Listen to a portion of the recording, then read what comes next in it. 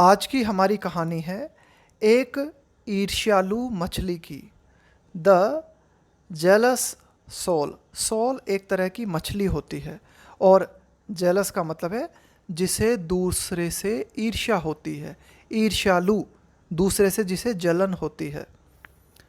A group of fishes, मछलियों का एक समूह जो था, गॉट टुगेदर। गॉट टुगेदर इसका मतलब है साथ में इकट्ठा हुआ। एंड डिसाइडेड, और मछलियों के इस समूह ने ये डिसाइड किया, ये निश्चय किया, we should select a king, हमें एक राजा चुनना चाहिए। क्यों?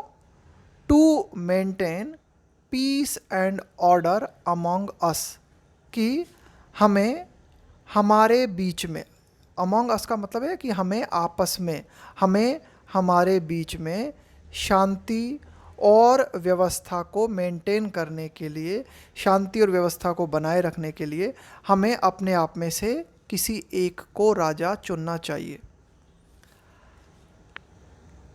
ही फर्दर एडेड, अब यहाँ पे ही आया है इस मछली के लिए, ये जो सोल मछली है ना, इसके लिए कहा गया है ना कि ही फर्दर एडेड, यानी कि सोल मछली ने और ऐड करते हुए कहा। फर्दर का मतलब, फर्दर का हम प्रयोग करते हैं जैसे आप कुछ बोल रहे हो, बोलते बोलते आप कुछ और ऐड करना चाहते हो तो उसको क्या कहते हैं हम? He further added. तो ये बात और ऐड की गई।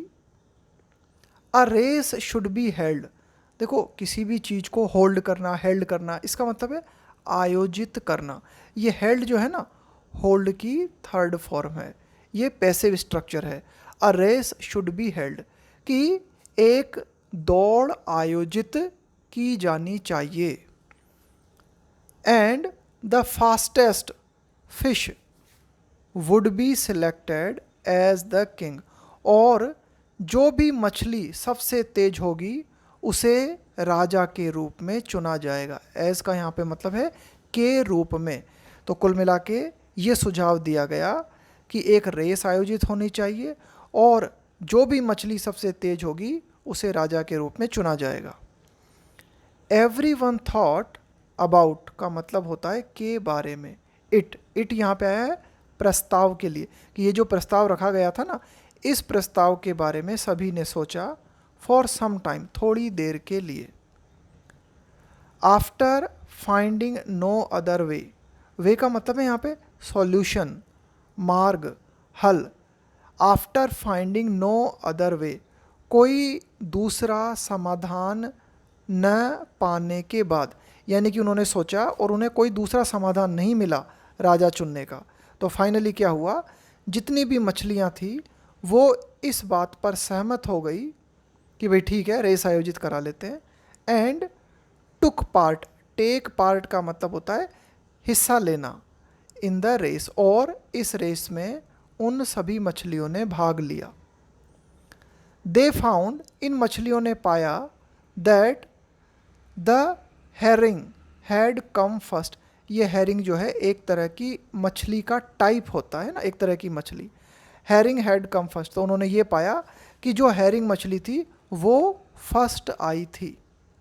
बट द सोल, लेकिन ये जो सोल मछली थी ना, फेल्ट, फील की सेकेंड फॉर्म और थर्ड फॉर्म होती है फेल्ट, अनुभव करना, महसूस करना। लेकिन ये जो सोल मछली थी इसने ये अनुभव किया, क्या अनुभव किया? वेरी जेलस, इसे बहुत ज़्यादा ईर्ष्या हुई है ना। And twisted its mouth, it's का मतलब है उसका, और इस सोल मछली ने क्या किया? स्वयं के मुंह को घुमाया। ट्विस्ट करने का मतलब होता है मुंह को मरोड़ना, यानी कि इसे जो ईर्ष्या हुई ना, तो ईर्ष्या के मारे इसने अपने मुंह को मरोड़ा। सिंस देन, तब से, द सॉल्स माउथ, ये जो सॉल मछली है इसका जो माउथ है, मुंह है, हैज़ रिमेंड, बना हुआ है, ट्विस्टेड, ट्विस्टेड का मतलब है मुड़ा हुआ। तभी से ये जो सोल मछली होती है ना, इसका मुंह मुड़ा हुआ होता है। तो यहाँ पे हमें कहानी बताती है कि सोल मछली का मुंह तभी से मुड़ा हुआ है, ऑन वन साइड, एक साइड की तरफ, यानी कि एक साइड की ओर उसका मुंह मुड़ा हुआ है। दिस वाज कंसिडर्ड, तो सोल मछली का ये जो मुंह मुड़ गया, ये जो घटना हुई, इस घटना को माना गया। कंसिडर का मतलब होता है मानना। दिस वाज कंसिडर्ड एज, क्या माना गया, किस रूप में माना गया इस घटना को? इट्स पनिशमेंट, जो सोल मछली थी उसके पनिशमेंट के रूप में इसे माना गया। यानी कि सोल मछली के मुंह का ट्विस्ट होना जो है उसे सोल मछली का पनिशमेंट माना गया।